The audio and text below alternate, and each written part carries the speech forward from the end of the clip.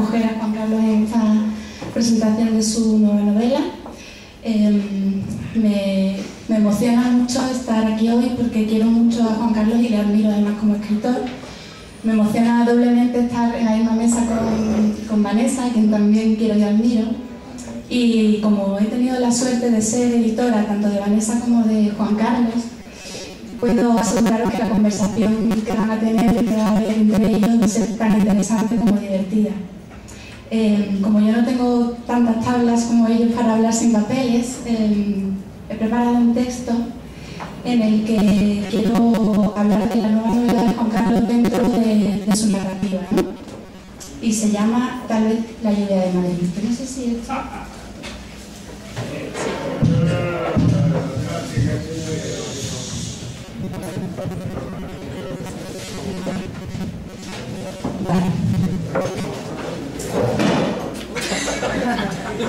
Esto es a propósito. Te estoy boicoteando.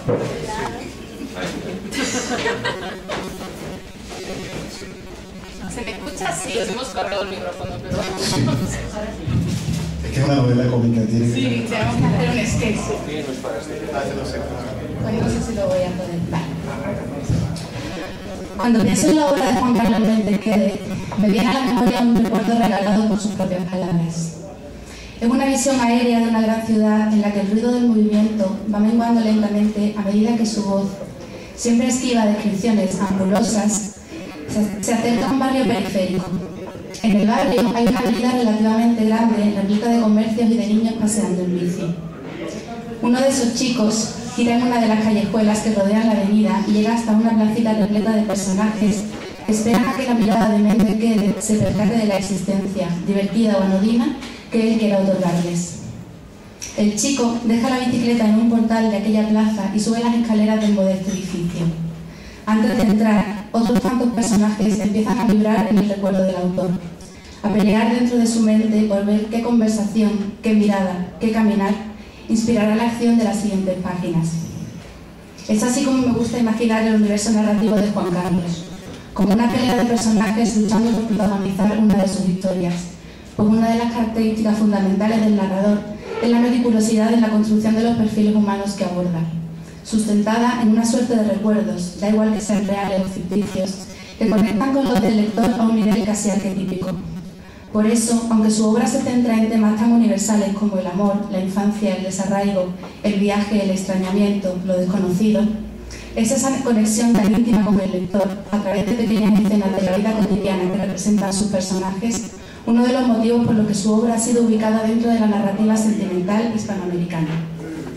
Bentequede invoca a esos personajes de la sentimentalidad y nos regala una narrativa cuyo telón de fondo es la poética del viaje y su consecuente recuerdo, fundamentada en la transición geográfica Barquisimeto, Caracas, Tenerife, Salamanca, Madrid, y que casi siempre está impregnado de nostalgia sobre el amor y la niñez, rabia sobre la mala política y la miseria humana, desconfianza ante lo desconocido o lo fácil. Sentimientos todos relacionados con algún tipo de pasión empática que deposita con la habilidad que lo caracteriza sobre la voz de sus personajes. Pero tal vez sea la lluvia de Madrid, extrañamente ajena a la humedad de ciudades como la de tu infancia o la de la mía, Juan Carlos, la que comienza a gestar un tono distanciado de la empatía y te convierte en titiritero de lo grotesco para iniciar el armazón de este chulapos mambo tan divertido como desgarrador, precisamente por la ausencia casi absoluta de compasión hacia estos nuevos personajes. Podría decirse que Chulapos Mambo es un punto de inflexión en la obra narrativa de Bentequede, pues aunque seguimos encontrando la meticulosidad en los perfiles de los protagonistas y la sintonía perfecta entre todas las partes de la novela, en una construcción que tiene la complejidad de la transparencia, como diría Alfredo Bryce Echenique, este bebe de una tradición diferente a la de sus obras anteriores, acercándose más a la de grandes chulapos de la literatura española que inician su andadura en la picaresca para desembocar en el esperpento de Valle, el astracán de Muñoz Seca y el realismo español de Azcona o Berlanga. Un aspirante escritor con ínfulas de chica literaria, un espantaviejas que vive en la indigencia y un empresario mafioso que quiere deshacerse de su mujer se unen para llevar a cabo un plan tan absurdo como el universo que les rodea. En su andadura por las más disparatadas y divertidas situaciones, la carcajada inicial que provocan estos tres tipos se va convirtiendo en una sonrisa fría, cuando el narrador nos muestra sin tapujos la perversidad de sus motivaciones.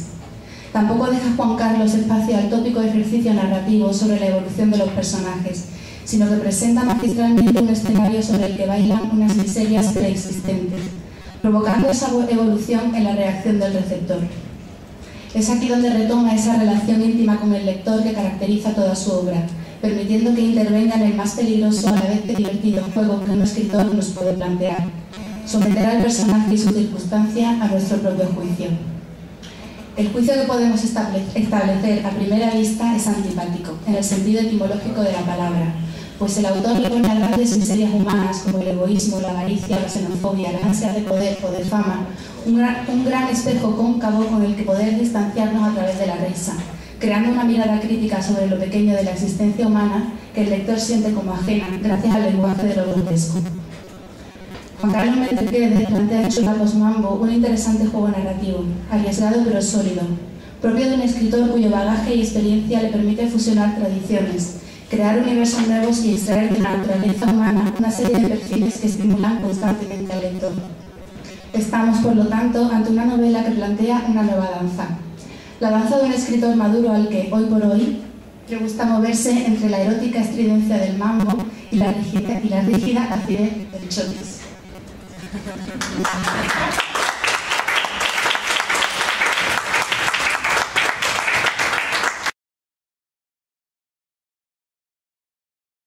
Beatriz fue mi primera editora y nos prometimos que si alguna vez dejábamos tener esa viciada relación autor-editor seríamos amigas y que alguna vez nos sentaríamos a la mesa juntas, y esta es la primera vez que lo hacemos, y gracias a ella me llegó Juan Carlos primero como escritor y luego como persona, cosa que te tengo que agradecer.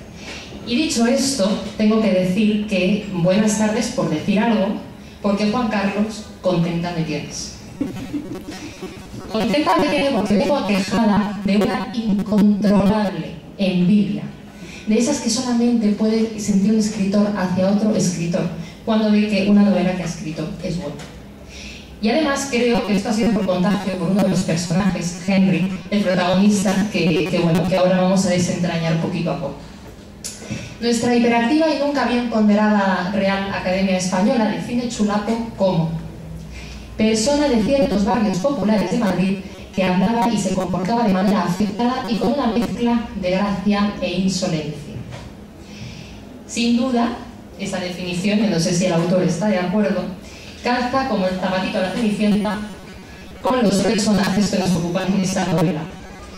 Es una novela divertidísima, canalla, gamberra, que iba a decir, sin embargo, pero no, profundamente literaria. Así que, para intentar estar a la altura del tono de esta historia, he preparado una serie de preguntas para su autor, del que además doy fe que no conoce, que también sean un poco gamberras, canallas y un poco literarias, o profundamente literarias, un poco vayamos a pasarnos.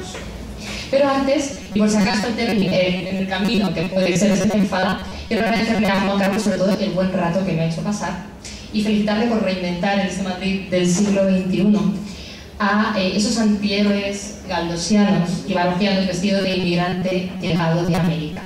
Que, por cierto, aquellos autores también hablaban de otro tipo de inmigración, que era el que llegaba de provincias. Madrid. Madrid es siempre, y siempre ha sido, una ciudad literaria y canalla. Lo ha sido en el Siglo de Oro, lo ha sido en la Movida, lo ha sido la de La Roja y la de Cervantes. Y entonces mi primera pregunta es: ¿por qué escoges Madrid como escenario, Juan Carlos? ¿Es que no querías ser menos? Gracias. Bueno, Madrid para mí es un estado de la felicidad, no es una ciudad.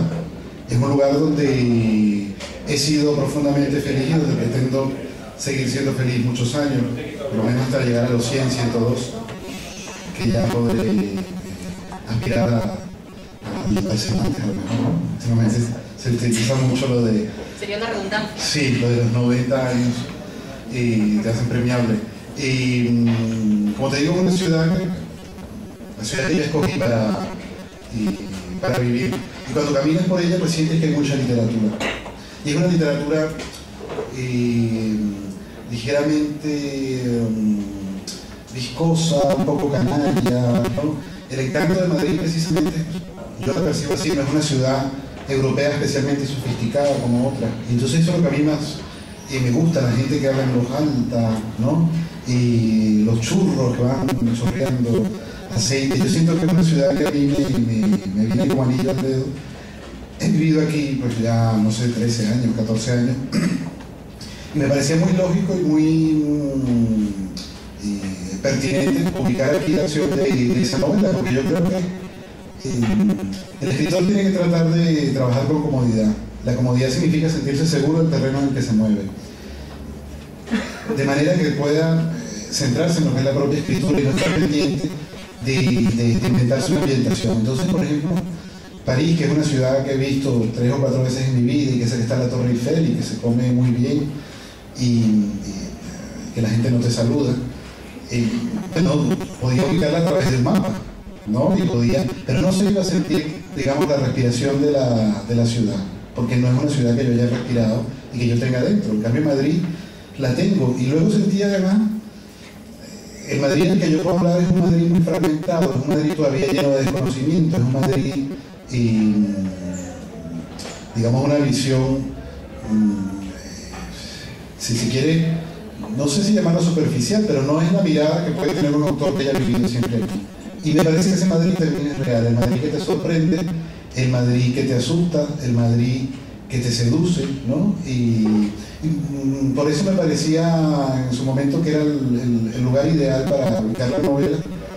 Y me permití incluso ubicarla en el barrio de Salamanca, que es un barrio que conozco poco, es un barrio por el paso alguna vez muy ocasionalmente, y inventarle una calle, inventar una rotonda que entiendo no existe. Dije, yo por eso me pasaba viendo el Google Maps como loca, buscando la calle, diciendo esto algo no me cuadra.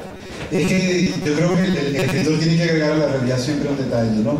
Dice que, contaba una vez Miriam Gómez, la esposa de Cabrera Infante, que cuando él escribió La Banda de un Infante Difunto, fue muy fiel, salvo una calle que no le convenía que estuviera donde estaba y la movió de sitio.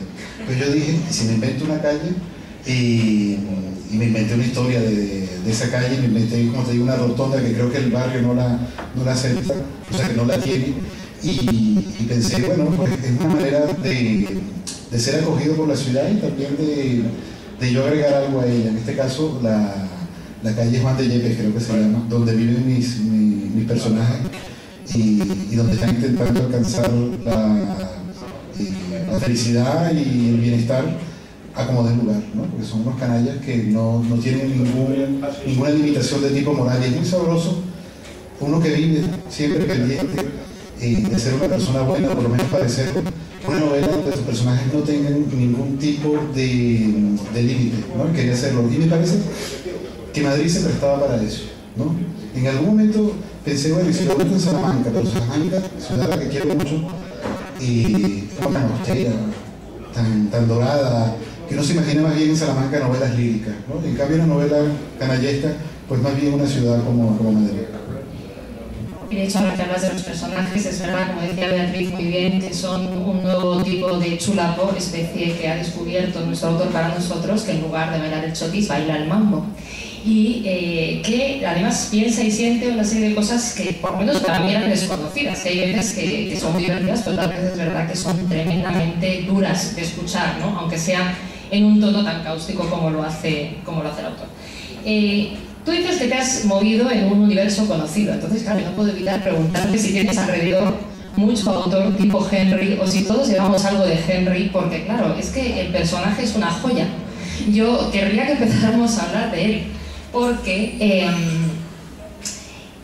bueno, hay en realidad una trinidad de personajes que son Henry, Simón y Alejandro, que en realidad se parecen como un huevo y una castaña, cuyas vidas se cruzan y descruzan, para que nos entendamos un poco por las calles, por esa calle de Madrid, hasta confluir en un objetivo común que es un plan bastante absurdo, que es lo que les une, ¿no? Y Juan Carlos Corral, como ha sido con ellos, en el sentido más unamuniano del término. Vamos a hablar primero de Henry, ese escritor que no escribe ni lee una palabra. Llegado desde desde tierras americanas con el sueño de convertirse en el Kafka caribeño. Inventor incansable de técnicas literarias que ya están inventadas, cosa que le frustra enormemente, y que siempre habla de su obra como su gran obra, en mayúsculas. Que por cierto es una obra no escrita. ¿Cuánto hay de Henry? Rayuela, ¿no? Y luego ya por la narrativa, después de Rayuela, por la narrativa experimental. Hombre, es que el pobre, a ver, ¿Piensa que lo he descubierto él? Sí, Claro, porque él está poco informado y un día descubre los caligramas, me parece, y descubre y el monólogo interior, y alguien le dice, no, eso ya lo inventaron, y el pobre se deprime muchísimo. Y es que, verdad, el oficio de escritor es muy duro. Yo recuerdo, a los 20 años eso nos pasaba. Yo decía, se me acaba de ocurrir una novela, un burrito que se llama El Platero, una novela tierna, y llegaba, y claro, cuando empiezas a leer, descubres que no has inventado nada. Por eso hay que leer poco, ¿no? Porque es la única manera de ser un autor feliz. Yo no cuento la cantidad de ideas geniales que he tenido.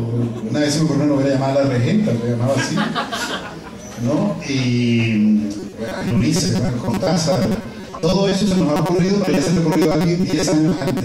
Una vez me acuerdo que se me ocurrió escribir una novela que fuese una guía turística de una ciudad, y cuando estaba tomando notas apareció en esos días una novela que además estaba muy bien, y dije, no, ya definitivamente hay que resignarse a que si te gusta leer, pues no vas a ser nunca un escritor original, porque siempre vas a descubrir que alguien lo inventó.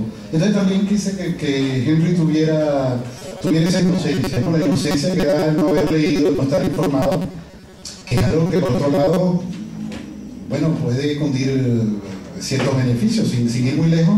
En España, algunos buenos escritores y otros no tanto, hace poco dijeron que habían descubierto la literatura pop, ¿no?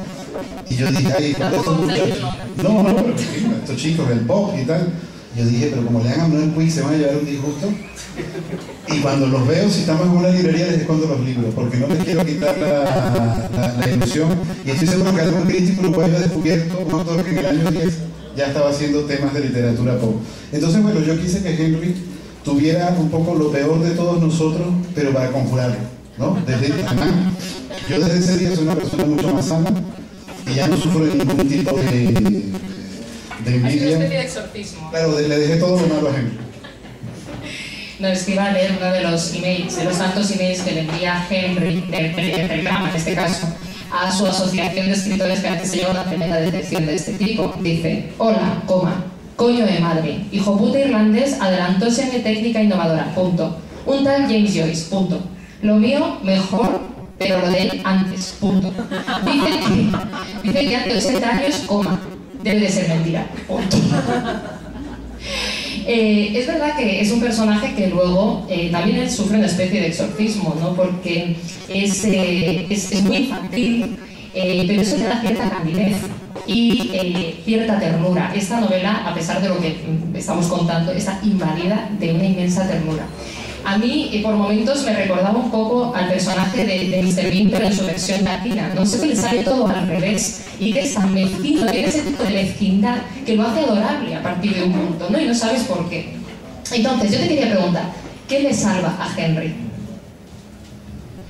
Mire, yo creo que le salva su pasión por la literatura, que es una pasión que compartimos, y yo creo que es sincera y es honesta. A él le gusta, otra cosa es que no sirva, pero a él le gusta y le apasiona la literatura, y como no ha descubierto la crítica literaria, pues no ha sabido cómo causarla, ¿no? Entonces yo creo que él lo salva, que esa pasión en verdad en él es legítima, es sincera, él quiere transformar su vida para poder escribir los libros que él desea, y bueno, le falta el talento, que siempre es un pequeño detalle que nunca viene mal. Pero yo diría que eso, todos los personajes de la novela en algún momento encuentran un cierto tipo de salvación, y es cierto que hay unos ciertos tonos de ternura en la novela que se me escaparon, porque yo no quería que estuvieran. Sí, porque ya estaba bien. Hay amigos que me dicen, oye, van a abrir un seminario sobre la ternura en la novela hispanoamericana. Es mentira, ¿no? Y te van a invitar a ti porque eres el escritor más tierno, y te vas sintiendo como un osito de peluche y dices, no, te voy a transmitir una imagen más dura, yo quiero ser Bogart no era tierno, ¿no? Y sin embargo siento que la novela al final se escapa una suerte de ternura final, una especie de relación amistosa que se va a desarrollar entre ellos, pero que yo supongo que es algo fortuito. Les han pasado un montón de desgracias y de tragedias, eso une mucho a la gente. No hay nada como que estés mal y encontrarte con alguien que está igual de mal que tú, ¿no? Y el que te haya caído mal esa persona, siempre ese día dice, pues estamos viendo la desgracia, ¿no? Estamos encerrados juntos en ese ascensor. Sí, por eso me recuerdo que Fernando Iwasaki un día me dijo, nunca hay que decir que estás feliz, ¿no? Aunque estés bien, siempre invéntate que te van a quitar la casa. porque es la manera de que el mundo te quiera. O sea, está un poco jodido. Pobrecillo, vamos a dejarlo. Bueno, y estos personajes, en efecto, empiezan a estar un poco machacados los tres, y unidos por eso, descubren lo más cercano a la amistad que ellos van a poder estar, que no es mucho, porque son bastante canallas. Y dije, bueno, por suerte, cuando amanezca, estos personajes volverán a ser los canallas que son, pero sí han intuido por momentos que la amistad es posible, y eso me preocupó un poco, ¿no? Porque no quiero que la novela se vaya por ese lado. Creo que es una novela feroz en ese sentido, pero mira, cuando uno es tierno, o sea, ¿qué le vas a hacer? No tenemos un disgusto, sigue siendo tierno. Vamos a hablar de estos dos personajes de esta trinidad que anunciaba al principio, que, bueno, el segundo discordia es Alejandro, que se enojó incluso con su mujer, que era canaria, ¿no? Me parece, que sueña con la idea de que se interne en un monasterio para siempre, le deje en paz, ¿no? Es tremendamente arrogante y altivo. Luego tenemos a Simao, que es el más bestia de los tres, dotado de una asombrosa humanidad, ¿no?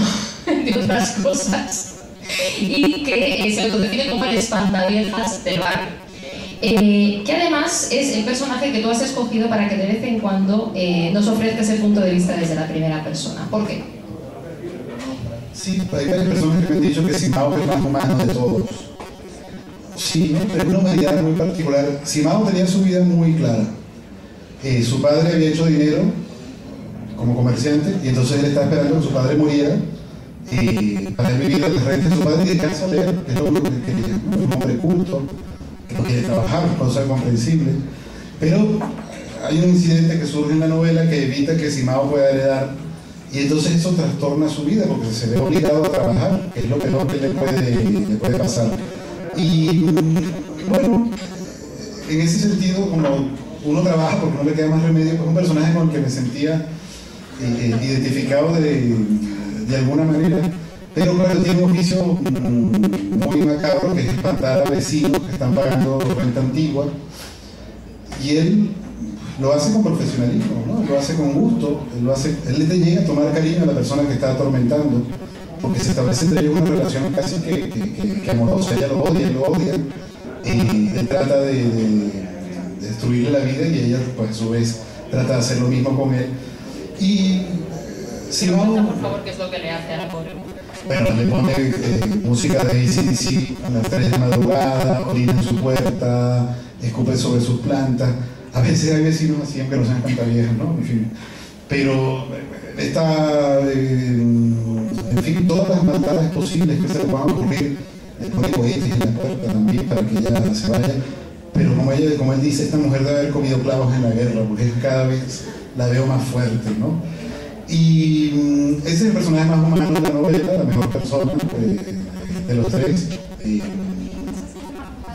Que no sé si es el más humano, a lo mejor es el que tiene la situación económica más dura, ¿no? Y como hace eso porque necesita sobrevivir, digamos que nos cae mejor en una cuestión de necesidad, en la que el otro es un empresario, un multimillonario mafioso, ¿no? Y Henry, pues, es un tipo que viene con dinero, otra cosa es como acá, ¿no? Pero que entonces la situación socioeconómica en la que está Simao, lo cual es una tontería porque es igual de cruel que los otros dos, ¿no? O sea que puede ser que sea por eso. Sí, pero sus reacciones son más humanas, la mayoría de las veces. Bueno, pero es verdad que la pobreza produce cierta compasión. Él, como está muy mal económicamente, él va a los bares y esas tapitas que vamos dejando, ¿no? Las aceitunas, tal, él se las va metiendo en el bolsillo, los trocitos de queso, eso siempre da una ternura, ¿no?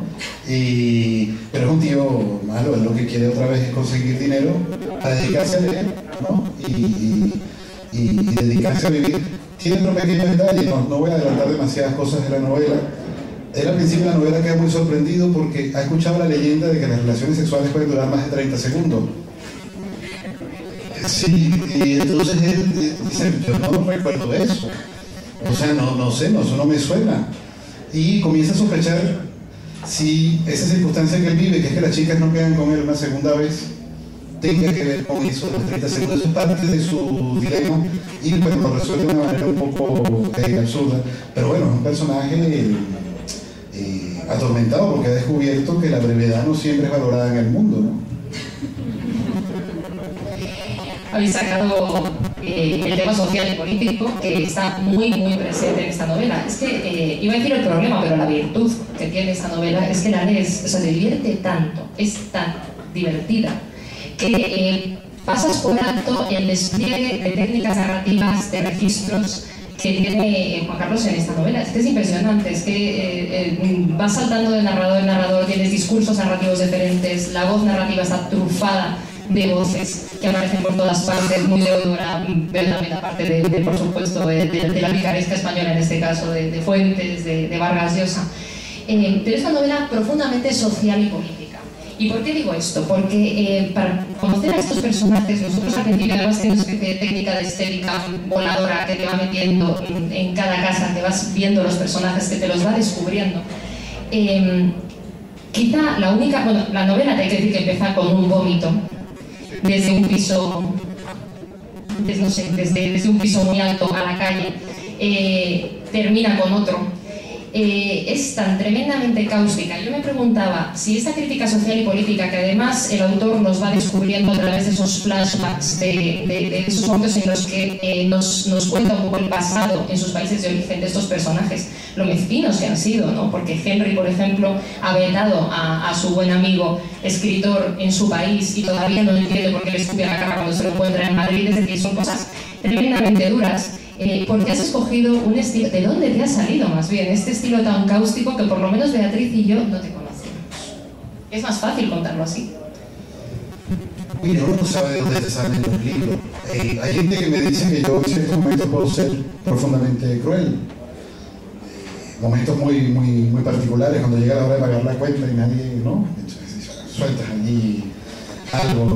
O cuando te llaman a las 3 de la tarde, un día que estás durmiendo una siesta, que es para venderte una soya, yo qué sé, entonces te sale como tu lado peor. Y pensé, oye, ¿por qué no escribir una novela con este tono? Incluso pues convocando en el lector la conexión con esas cosas muy desagradables que todos vivimos, con estar en un momento muy humano. Y dije, ¿por qué no abrir una novela que empiece con una gente vomitando y que termine con una gente vomitando? Y yo sé que es un acto duro, pero a todo el mundo le ha sucedido. ¿Por qué no darle espacio también a eso? Y establecer en este caso un nexo entre cómo el vómito puede ser un acto iniciático, es decir, comienza de una manera y cierra con otra. Cuando vomita el personaje al final es un hombre más sabio. Y bueno, eso también la sabiduría, ¿no? Es decir, la parte más desagradable de nuestra vida y nuestra relación con nuestro cuerpo, pues también otorgan una sabiduría. Se vive con la resaca nos hace muchísimo más sabios, y la resaca de los 20 años que son maravillosas y lúdicas y festivas, no tienen que ver con las de los 44, ¿no? Que son macabras, terribles. No, pero llegarán, chicas, al consejo. No digo que no sabemos ni siquiera los precios. A lo de la resaca, vale, bueno, yo pensé con la resaca. En todo caso, y yo siento que es que el cuerpo tiene una sabiduría que te va diciendo hay que parar, ¿no? Y ya las energías no son las mismas, y empiezas a descubrir el placer de quedarte viendo la tele un viernes, ¿no? Con unas pantuflas y viendo la 1. En la 1, en la televisión española, pasan unas películas que te vas quedando muy relajado y tú sabes que cuando estás activo y fuerte y furioso fuera, y tú sientes que la plenitud es de esa película que nunca en la vida habías visto, y irte quedando dormido, no sabes si dormido o desmayado, no importa, ya, bueno, es el conocimiento a través del cuerpo. Y claro, como me he llegado, otra de las cosas que pasa con los 40 años es que se te olvida lo que te preguntaron al principio, pero eso puede hacer la conversación muy interesante. La crítica política, hombre, tiene que ver. Con 20 años de una persona con gran optimismo, redentor, el mundo hay que salvarlo. Con 44 empiezas a decir, ojalá me salve yo, ¿no? No por nada malo, sino que es que dices, Dios mío, las cosas que hemos vivido. Y mira, yo creo que los escritores en el siglo XX, nuestra relación con la política fue muy compleja. En algún caso apoyamos a gente monstruosa, gente muy mala. Y creo que tendríamos